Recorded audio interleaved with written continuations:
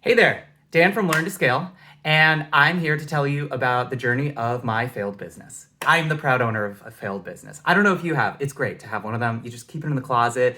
It creaks a little bit in the night, but I'm going to tell you how I decided that my business was a failure. So my original business was helping HR professionals have more of an impact on their organizations.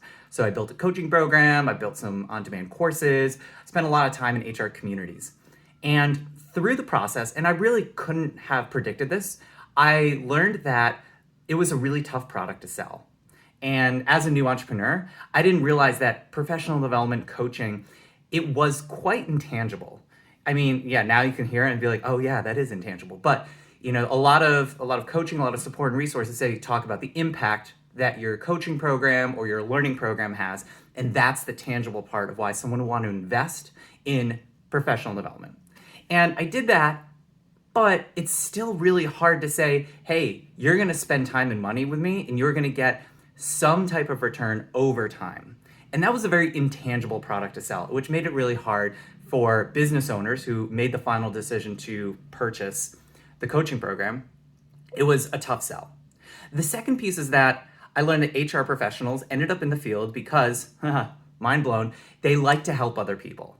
And they like to put other people first. And this is a broad stereotype, but from a conversation standpoint, through lots of sales conversations, it was clear that a lot of HR professionals really put themselves last on their list.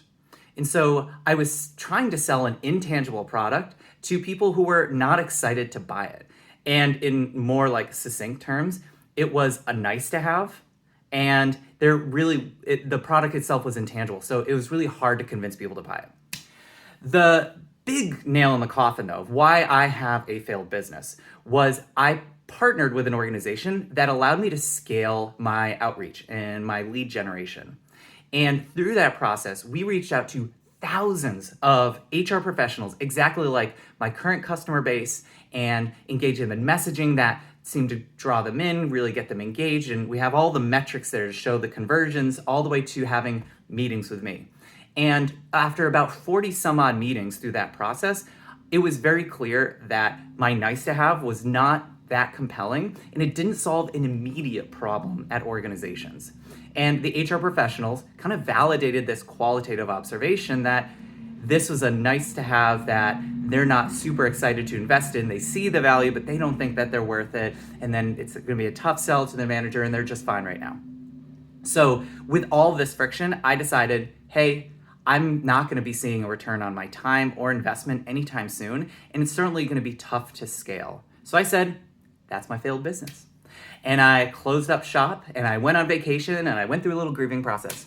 And now I went through a much more robust product market fit analysis.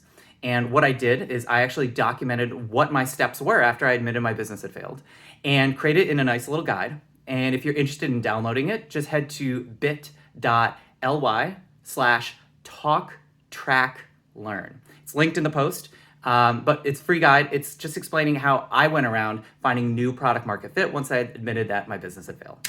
Hopefully this has been helpful. Drop a comment below if you've got any thoughts or suggestions on how to not have your business fail again in the future, and I'll talk to you soon.